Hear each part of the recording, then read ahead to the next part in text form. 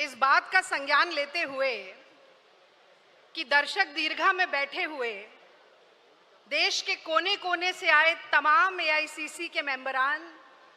आप सभी के धैर्य की बहुत लंबी परीक्षा हो गई है, तो अपनी बात को छोटा संक्षिप्त रखूंगी और प्रयास करूंगी कि आपसे दिल से दिल का तार मैं जोड़ने की कोशिश कर सकूं। तो भारतीय राष्ट्रीय कांग्रेस को समर्पित इन पंक्तियों के साथ मैं अपनी बात शुरू करती हूं कि दुनिया में इतने जुल्म नहीं जितनी लड़ने की ताकत है। तानों के शोर में रहकर भी हमें सच कहने की आदत है। मैं सागर से भी गहरा हूं, तुम कितने कंकड़ फेंकोगे। चुन चुन कर आगे बढ़ूंगा मैं, तुम मुझको कितना रोकोगे। और खास तौर से अपने मोहब्बत वाले नेता के लिए कि मैं उस माटी का वृक्ष नहीं जिसे नफरत की नदियों ने सींचा है। मैं उस माटी का वृक्ष नहीं जिसे नफरत की नदियों ने सींचा है। बंजर मिट्टी में पलकर मैंने मृत्यु से जीवन खींचा है। मैं पत्थर पर लिखी इबारत हूं, शीशे से कब तक तोड़ोगे। चुन चुन कर आगे बढ़ूंगा मैं, तो मुझको कितना रोकोगे।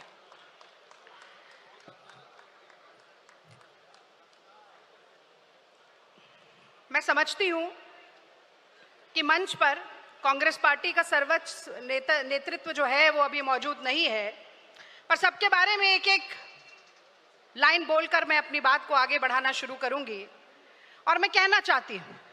कि साहस है पहचान जिसकी, मुश्किलों से जो ना हारी हैं। शक्ति का स्वरूप है जो सोनिया जी, वो हिंदुस्तान की नारी हैं, और मुझे गर्व है इस बात का कि बतौर कांग्रेस अध्यक्ष 4 से 19 प्रदेशों में हमारी सरकार लाने वाली, अटल अडवाणी युग के सूर्य को अस्त करने वाली और मुझ जैसी लाखों करोड़ों आम घरों से निकलने वाली बेटियों और महिलाओं का हाथ पकड़कर राजनीति और समाज में आगे बढ़ाने वाली सोनिया गांधी जी का सानिध्य और नेतृत्व हम सभी को प्राप्त हुआ। ये बहुत सौभाग्य की बात है। आदरणीय खड़गे जी मंच पर नहीं है, लेकिन मुझे लगता है कि कांग्रेस का हर कार्यकर्ता जब आज खड़गे जी की तरफ देखता है तो न सिर्फ वो ये सोचता है कि पंक्ति में खड़े हुए अंतिम व्यक्ति के आंसू पोंछने हैं, कि दलितों, वंचितों, हाशिए पर पड़े हुए लोगों के हक और हुकूक की आवाज को बुलंद करना है,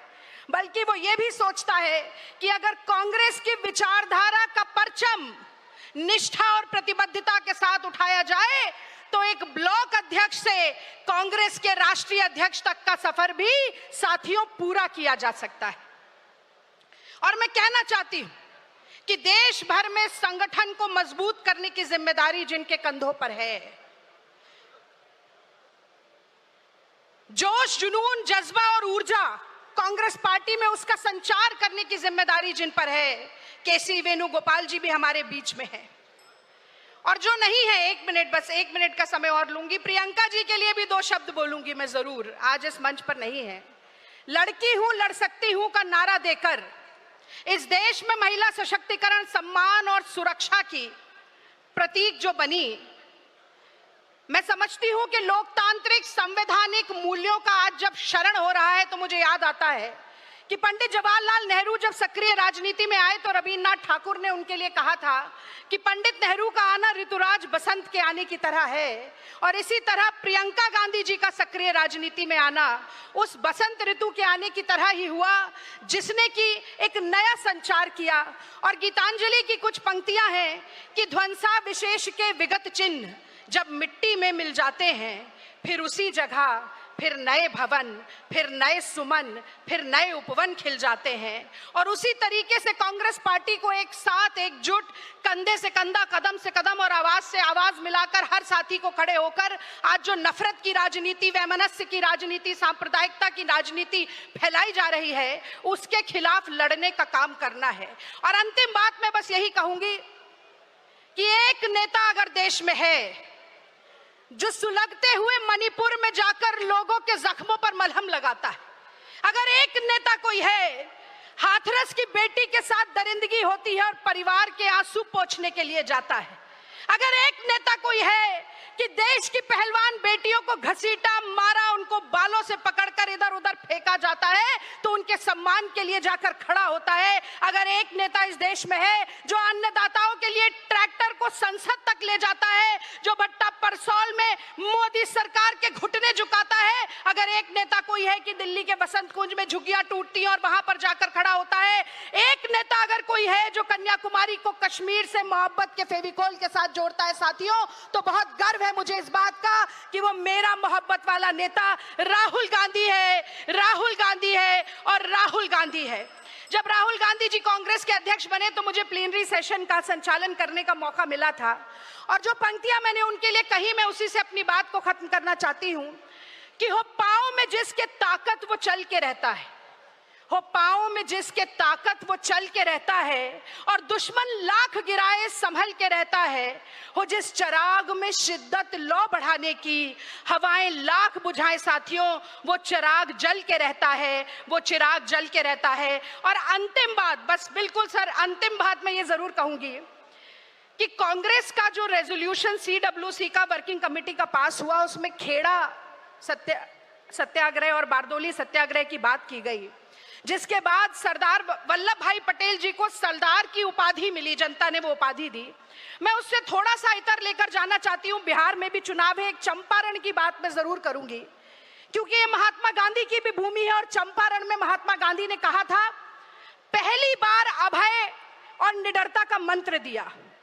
उन्होंने वकीलों से, किसानों से और कांग्रेस के कार्यकर्ताओं से कहा कि जो निलहे हैं, जबरदस्ती नील की खेती कराने वाले हैं, इनसे डरो मत, इनके खिलाफ, इनके अन्याय के खिलाफ आवाज उठाओ। और वही डरो मत का नारा ये कांग्रेस का हाथ दिखाकर, ये अभय मुद्रा दिखाकर हमारे नेता राहुल गांधी कहते हैं। वो कहते हैं अन्याय से डरो मत, शोषण से डरो मत, सत्ता की तानाशाही से, सत्ता के गुरूर से डरो मत। और मैं जानती हूं कि ये हर कांग्रेस का कार्यकर्ता जो यहां बैठा है, उसके इरादों में बहुत फौलाद है, उसके सपनों में बहुत लोहा है, और उसके अंदर बहुत जोश, जुनून और जज्बा है। और मैं आप लोगों के लिए एक बार ये बात जरूर कहना चाहती हूं कि अगर आप ठान लें तो कोई ऐसी ताकत नहीं है, और खास तौर से ये जो माफी वीर है, अंग्रेजों की पेंशन पर जीने वाले हैं, ये गांधी के हत्यारे हैं, और ये आज के युग के जो गोडसे हैं, गुजरात की धरती पर उनके लिए एक लंबी सी हुंकार हमें जरूर देनी चाहिए। आज देश में महंगाई की मार है, नौजवान बेरोजगार है, महिलाओं की अस्मिता तार तार है, किसान आत्महत्या करने को लाचार है, पेट्रोल डीजल 100 के पार है, हर कमजोर हो रहा हर संवैधानिक अधिकार है। ऐसी नाकारा और निकम्मी ये गुजरात की और दिल्ली की मोदी सरकार है। तो मेरे साथ एक बार जोरदार नारा लगाइए कि जो सरकार निकम्मी है, अरे जो सरकार निकम्मी है। मुझे इस गौरवशाली क्षण का भागी बनाने के लिए ये मौका जो मुझे मिला, मैं बहुत बहुत आभारी हूं। जय हिंद, जय गुजरात, जय कांग्रेस।